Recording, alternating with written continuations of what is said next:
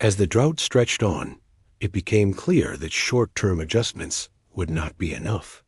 The climate instability that began around 1130 was not a passing crisis. It was a new reality. Year after year, rainfall failed to return to previous levels. The systems that had once made Chaco Canyon flourish were now being pushed beyond their limits.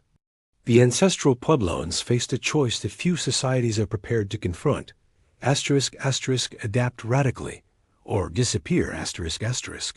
By the mid-12th century, signs of profound change were visible across the Chacoan world. Large-scale construction within Chaco Canyon slowed and then stopped altogether. For centuries, the great houses had been continuously expanded, repaired, and improved. Now, that activity ceased. Rooms were sealed. Doorways were blocked. Some spaces were deliberately filled with debris, suggesting formal closure rather than chaotic abandonment. This was not collapse in the traditional sense. It was reorganization.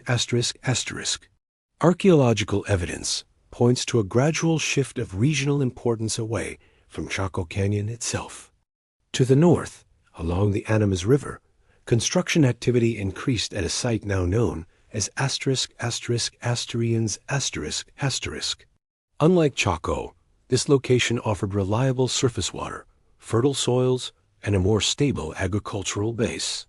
For many researchers, this shift represents a deliberate relocation of the Chacoan center, a strategic decision to preserve the social and ceremonial core of the system while abandoning an increasingly untenable environment. The move northward was not random. The great house at Aztec shows unmistakable Chacoan influence. The masonry techniques are nearly identical. The building layout follows familiar patterns. Even astronomical alignments, so important at Chaco, appear to have been carefully replicated. Roads were redirected, connecting Aztec to outlying communities that had once been tied to Chaco Canyon. In other words, Chacoan culture did not end ***. It moved. But even this adaptation had limits. The drought that began in the 12th century did not remain confined to Chaco Canyon.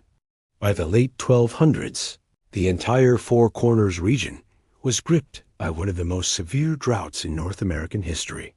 Tree ring data shows that between **1276 and 1299 rainfall dropped to levels far below anything experienced in previous generations. This second megadrought proved decisive. Communities across the San Juan Basin began to disperse. Villages were abandoned. Fields lay fallow. People moved not as a single mass exodus, but in waves, families, and clans making individual decisions based on water availability, kinship ties, and spiritual guidance. Some moved south and east into the Rio Grande Valley where permanent rivers offered security. Others traveled west to the mesas and canyons of present-day Arizona. Along the way, they built new homes, compact pueblos, cliff dwellings, and villages designed for defense and resource efficiency.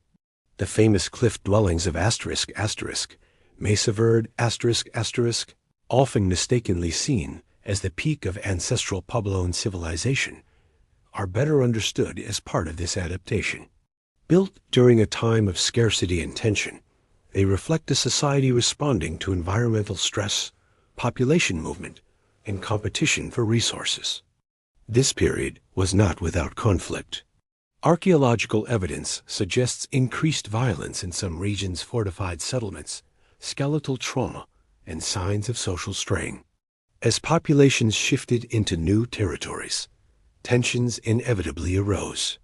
The era of broad regional cooperation that had characterized the height of Chaco's influence gave way to smaller, more localized social units. Yet even amid hardship, cultural continuity endured. The people who left Chaco Canyon did not abandon their beliefs, knowledge, or identity. They carried with them centuries of experience in dryland farming, water management, architecture, and ritual practice. Their migrations were not failures. They were *** strategies for survival ***. By the early 1300s, the great houses of Chaco Canyon stood empty. Wind moved through silent plazas. Roofs collapsed. Sand slowly filled rooms that had once hosted ceremonies and gatherings. To an outside observer, it might appear as the end of a civilization. But for the Pueblo peoples, it was not an ending at all. Modern Pueblo communities, including the *** Hopi, Zuni, and the Pueblo peoples of the Rio Grande ***, trace their origins to these migrations. Their oral histories speak of ancestral homelands, sacred journeys, and the responsibility to move when balance is lost. Chaco Canyon is remembered not as a place of failure, but as a place of emergence, a powerful chapter in a much longer story. To this day, Pueblo traditions emphasize harmony with the natural world, collective responsibility, and respect for environmental limits.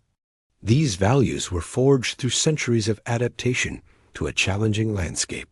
For modern researchers, Chaco Canyon offers both warning and insight. The Chacoans built an extraordinary society in a marginal environment by developing technologies and social systems that maximized cooperation and resource sharing. For generations, those systems worked. But when climate conditions shifted beyond their design limits, no amount of ingenuity could maintain the status quo indefinitely. At the same time, the Chacoan story challenges simplistic narratives of collapse. This was not a society that vanished overnight. It did not succumb passively to drought. It *** adapted repeatedly ***, experimenting with new strategies, relocating centers of power, and ultimately redefining what survival meant. In the 21st century, as modern societies confront climate instability of their own, the lessons of Chaco Canyon feel strikingly relevant. Adaptation is not a single solution or moment of innovation. It is a process often difficult, often painful, that unfolds across generations. Sometimes, the most powerful act of resilience is not holding on, but letting go. Standing in Chaco Canyon today, visitors often describe an overwhelming sense of presence. The massive walls of Pueblo Bonito still catch the sunlight. Doorways frame the sky. The silence feels heavy, almost deliberate. But this quiet is misleading. Chaco Canyon is not a monument to defeat. It is a record of human decision-making under extreme pressure. It tells the story of people who recognized the limits of their environment and chose transformation over extinction.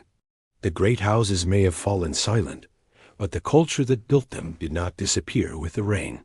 It moved, adapted, and survived, living on in the communities, traditions, and identities of the Pueblo peoples today. That is the true legacy of Chaco Canyon. Not stone walls, but endurance. Not collapse, but change. Not an ending, but a continuation.